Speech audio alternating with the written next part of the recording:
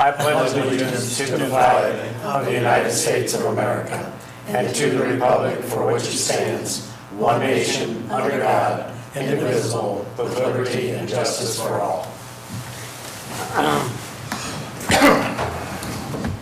We welcome the guests tonight, and always happy to have people sit down on the meeting and good learning experience. And we hope if you have any comments, you're welcome to do that when we come up to the public concerns.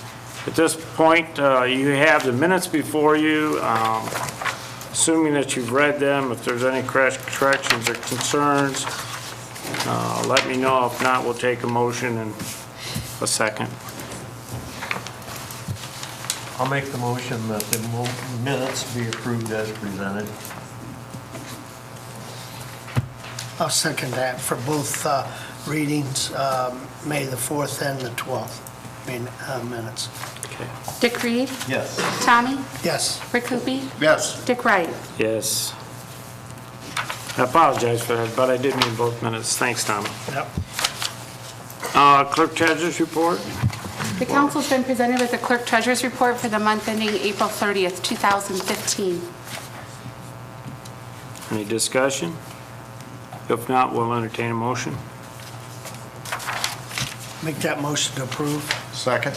Tommy? Yes. Rick Hoopie? Yes. Dick Reed? Yes. Dick Wright? Yes. And now comes the time for hearing of public concerns, and nothing? Any questions, any thoughts? With that, we'll go on and we'll hit item number 4, Chief Siders. Good evening, gentlemen. Good evening. You should have received a letter from my office in regards to firefighter EMT Dustin Gillette. Dustin has or will have successfully served his 6-month probation. He was appointed to the fire department in December, and according to the city handbook, he was to serve a 6-month probation. He will do that effective June 1st.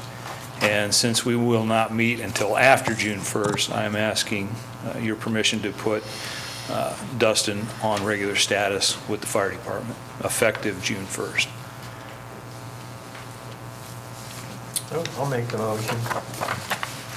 Second. Dick Reed? Yes. Rick Hoopie? Yes. Tommy? Yes. Dick Wright? Yes. Thank you. We have another employee status change. Rick, how are you? Good. How are you? Good. Rodney Carlisle. He's been a Class 1 wastewater operator.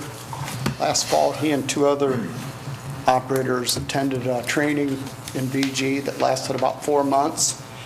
And he honed his skills. He went for his Class 2 license and got it a couple months ago, and EPA processed it, and he's now a Class 2 operator with the state. And I ask you to, I guess, honor your agreement with the local union 245 and give him the raise that's noted. I move that we approve. I'll second it. Dick Reed? Oh, I'm sorry. Rick Hoopie? Yes. Dick Wright? Yes. Dick Reed? Yes. Tommy? Yes. Thank you. Okay, anything else? Okay, Tyson.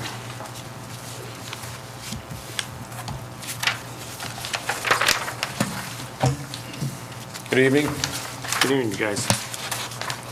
With the retirement of Warren Hulbert, I'm recommending that we hire Casey Grove to fill his spot at the recycling center. And I don't know if you noticed on there, the effective date is pending. We're still waiting on his physical to come back, but he's passed his background check, so when we get physical back, his start date will be the next day.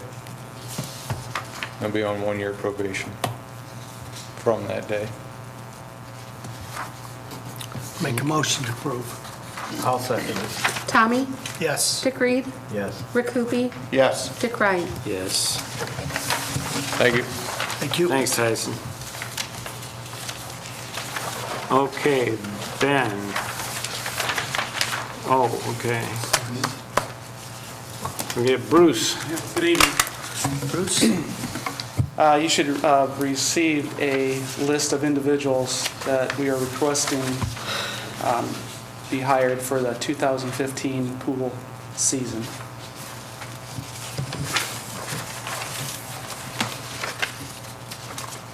Is this everybody, or are you going to have to hire some more? We're hoping more apply. We need more. Kind of wondered, maybe. Yeah, it's extremely low. Any questions for Bruce? Just I was going down through here and the other day looking at this list, and you have non-certified and you have sub-non-certified. So basically, everybody starting with Chase Follett up there at the top, all the way down to Melissa Miller, are those certified? And these are lifeguards, is that correct? The list of lifeguards, there's a total of, I believe, 6. Correct. I don't have the list in front of me. Correct. But those are our individuals that are scheduled for regular duty during the week, and then we go off the subs when they're unable to attend. And then the non-certifieds are in charge of the front desk and concession areas. Okay, so these non-certified, that type of people, they won't be lifeguards or No, anything like that? they're That- trained in first aid, but Gotcha. other than that, it's just front desk, Okay. concession area. And those subs, they are certified as well?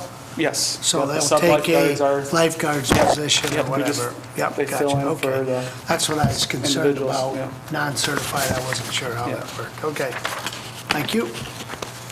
Make a motion to accept and pass. Second? Tommy, Yes. Rick Hoopie, Yes. Dick Reed, Yes. Dick Wright. Yes. Now we get Ben? Now you can- You guys are just taking turns, right? Okay, good evening. Hi, Ben. How are you? Good. Good. You guys just passed a list of lifeguards there. As Bruce mentioned, we are extremely low with the number of certified lifeguards. Therefore, what you have found in your packet is a proposed schedule for the pools. We've had to adjust it a little bit. It takes 9 to 10 guards per day to open both pools at the same time. We just hired 8. So as you can see, we're a little short. What Bruce and I would like to do is alternate opening each pool. East End would open on Sunday. Monday would be more. Tuesday would be East End. Wednesday would be more. Thursday would be East End. Friday would be more. And Saturday would be more. This would help us scheduling because as of right now, we do not have enough guards. Is this unusual for this time of year? We have I'm- fought this for about 5 years now, and thankfully, every single year at the last minute, we get enough guards and it works. This year, that has not happened. There is another lifeguard, life-saving class that's going through the Y. Will be like the first week of June, and we may get some kids out of there, but there are no guarantees. With this schedule, obviously, if we were to get an influx of guards, we would then open both pools at the same time, as long as we have enough to do that. Right now, we don't have enough to do that. We'd want to emphasize anyone who can get that. Yeah, It's a week training to absolutely. go out there, and once the word is out, some people have come up and Yeah. ask about it, and I think Yep. they might go out and try to get it, but you can tell the employment is better, and their kids are going out and taking other places. Plus, a lot of them that are subs don't want to work full-time, am I correct on that? Yeah, They wanna- the sub list, a lot of times what we get, we'll have prior commitments, whether it be athletics, church, mission trips. We have one that's going to Boys State. The other thing that when you're on the sub list, it allows you to do is kind of pick and choose when you work. So if you don't want to work, you don't pick a sub slip up. When you're a full-time guard, you're on the schedule, and that shift is your responsibility. And if you can't be there, then you have to find somebody to cover it, or you cover it yourself. So we have found that some of the kids prefer to be on the sub list because with their schedules and things like that, it gives them a lot more flexibility going into the summer, whether it be with athletics or church or whatever it may be. How many do we need for full-time pools? 15? Yeah, you'd like to be around 14, 15. It takes 9 to 10 guards every single day to open both pools at the same time. Now, that's 15 full-time, and we have Yeah. 6. Yeah. Yeah. I just Says it all. ran numbers quick, and the schedule we have here, that means that pools will be open for a total of 40 hours for the week. How much down is that compared to years past? Well, what we Would it did- have been 60 hours Yeah. you had? Yeah, what we did, Tommy, is if you look at the schedule, more is open in the evenings on Monday and Wednesday. Correct. So we kept that as the day that more would be open, so it would be open longer hours. On Monday and Wednesday, East End would be open from 1 to 5 typically, okay? And then it flips on Tuesdays and Thursdays. Tuesdays and Thursdays is East End's night to be open, and Moore closes. Moore would only be open from 1 to 5. On Saturday and Sunday, the hours are the same. Sunday at East End would be open from 1 to 6. Moore would be open from 1 to 6. Same way on Saturday. So we just alternated those days. So you're probably losing, without going through and counting them up, you're probably losing 1, 2, 3. You're probably losing another 20 to 25 hours of operation. Gotcha, okay. Give or take, I mean, that's give or take. Yep. It's not ideal. Obviously, this is not what we would like to do, but with the number of guards we have, I think it's a best-case scenario. It allows us to service both sides of town. It keeps both pools open and operating, and it makes it work with the staff we have at this current time. And we're not going to provide a motion on this because we're hoping this is temporary, just for Right, discussion. right. I just wanted to Get the make word sure out. before we started publicizing and we started going full bore with selling passes and things like that, I wanted to make sure that you all were aware of what was in place and why it's in place. So if you get hit up, you have a little bit of background as opposed to not knowing what's going on and wondering what's going on. So, okay? Any Thanks, Ben. questions? Any questions? All right, thanks, guys. Appreciate it. Thanks,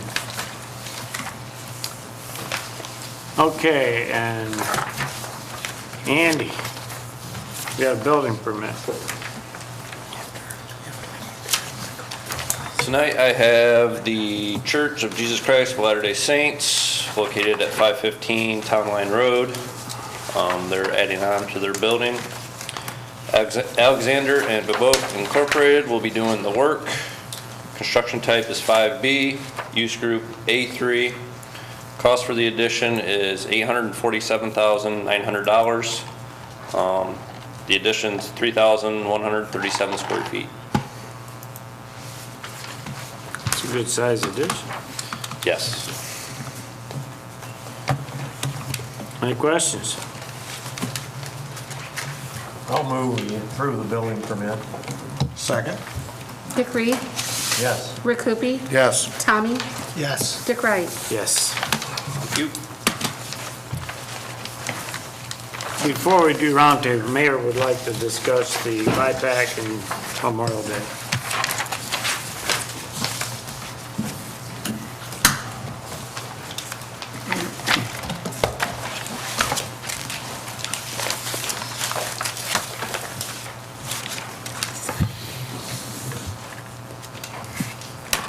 We promised, promised to get back to council and BPA and update on what we're doing with our new industrial park.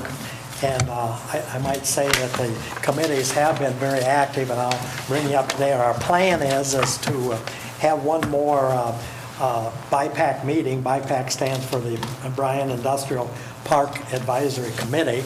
We plan to have one more meeting on the 29th of May, and then we'd like to have the council and the BPA call a joint meeting together so we can bring you up to date on what the BIPAC feels they want to have for their rules and regulations for the new industrial park. And this first was just a fact sheet. You probably had seen that before, dealing with the who, what, where, when, how, and notes of the industrial park.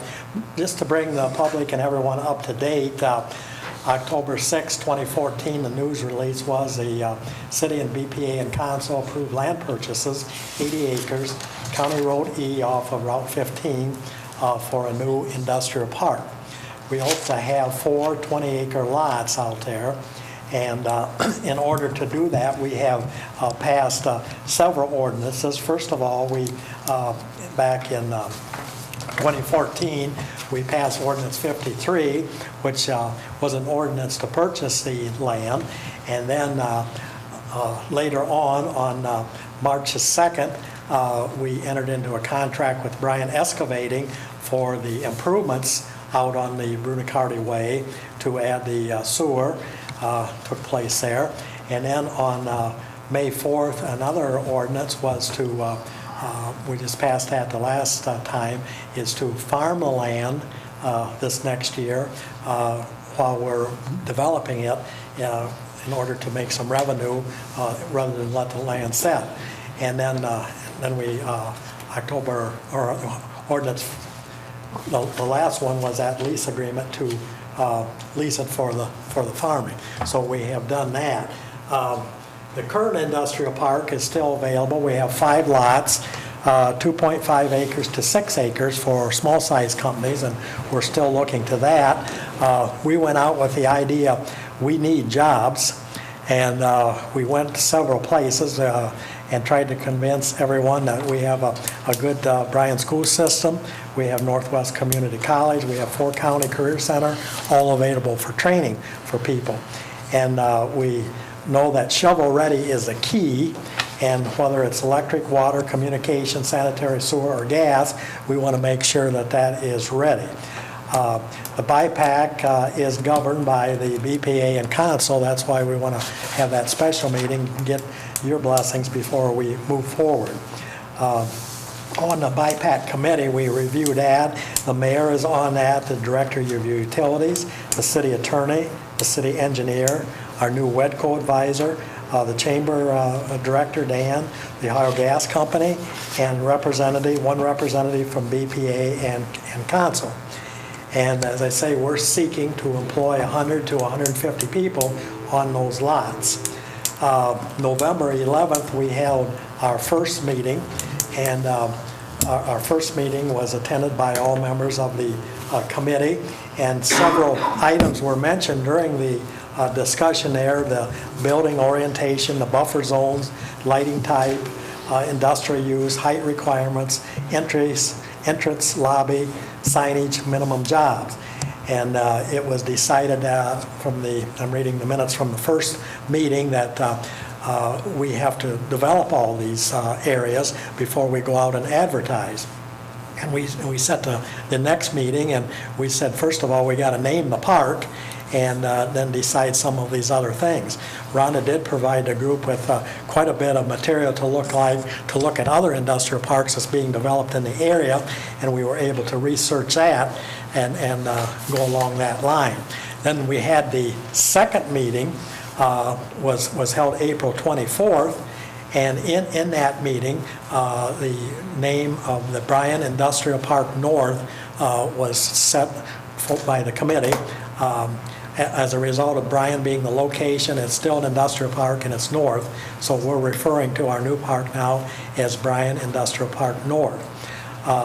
We also developed about 8 or 9 guidelines for what should go in there, and we were told to take that back to our committees and look at what would be, rain's coming, look what's going on. That's what I thought that was.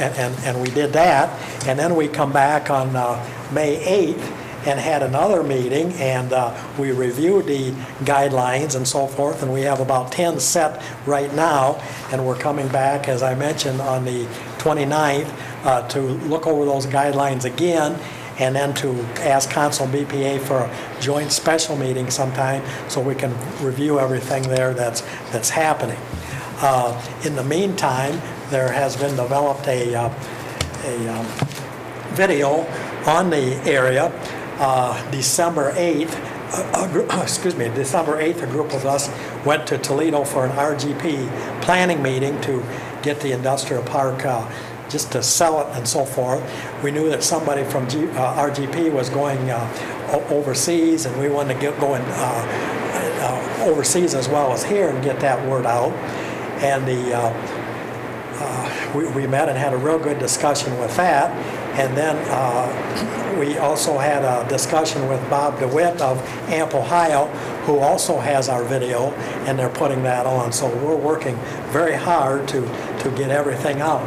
Bryan Whelan is not here tonight, but Rhonda's here, so how's that where we're at at this time? You've covered everything. Just to know that even though we are just starting with the infrastructure, that we are trying to market it. And as he said, it's been on the AMP Ohio website, and they're aware of it. It's also on the Procure website. We've had a couple of nibbles that's all confidential, so we don't even have the names of those things. But we're getting the word out, so. And Dick Reed also has been on that, our representative from council. Dick, do you have anything to add at this point where we're at, and just keep doing our assignments? Nope, I guess it's just moving along very well. Yeah, and they've started already with the construction out there, putting the water, sewer, and that's in progress as we speak, or Maybe not. maybe not tomorrow, but. So does council have any questions yet at this point on this? And hopefully after the 29th of the first week or two in June, we'll want to get council BPA together and get this thing going as much as we can. So I think one of the comments that Rhonda made that was good for the public is there are points of interest. yes, we just don't know, we want to protect the aquifer. We just don't want anything out there. We want to make sure we get the right fit for Bryan in that area. We want to have a sufficient number of jobs, which is something that's been a large amount of our discussions. Part of the idea behind this was we needed to build our electric base load, and we want to have as many new jobs as we can acquire. So, any other questions on our industrial park? I might say that also in the work that everyone, water department, electric department, are putting together little pamphlets, so as somebody comes in and we can meet with some people, we can hand them a folder. This is what we have, and every department, Bryan's working on it for engineering, electric, water. Everything is going to be there. So people want to know, and they want to know right now. They don't want to come back to hundreds of meetings to find out what we have to offer. So there's some pretty significant packets that they're putting together on that. So that's where we are today. I want to bring the public up to date on that. So, thank you. Anybody else got any comments on it? No. Okay, with that, we'll do roundtable, and we'll start with Tyson. Chief Siders. Rick? Chief? Bruce? Ben? Andy? No, sir. We could do this again. This is going quick. News media? Nothing from media. Tommy? Nope, nothing. Richard? Nothing tonight? Richard? Mayor again? As you see, city offices will be closed next Monday, the 25th, for Memorial Day. However, as usual, garbage will be picked up on that day. And we remind everyone that memorial services will be held in Bryan at 9 o'clock at the Fountain Grove Cemetery, and the parade lineup is, as usual, at the Kmart or Goodwill parking lot. The old Kmart lot is where the lineup is. In case of inclement weather, it goes to the school, and that would be announced on the radio that morning in case we get a pouring rain. But hopefully, they're working very hard to get the cemetery in line. Another thing that Andy and Bryan wrote up this past week will be a situation that the grass with this rain and everything is growing up higher than what it should be, so it's a time of year we start putting placards out if you don't mow your yard. And also, I think they wrote a little thing in there about swimming pools. If you have swimming pools, you should have a fence around it if it meets that qualification, because we want kids to have fun, but still we want to be safe along that line. So those two things, and I know that we did give that to the Bryan Times, and they're going to write a little article in the paper concerning tall grass, weeds, and swimming pool regulations to meet our code. So that's kind of what's going on there. And in case the public can't tell from a TV standpoint, it's raining very hard. So if you hear that as interrupting for TV, that's what's going on. Rhonda? No, sir. Laura? No, sir. Okay, if there's nothing else, need an a motion to adjourn.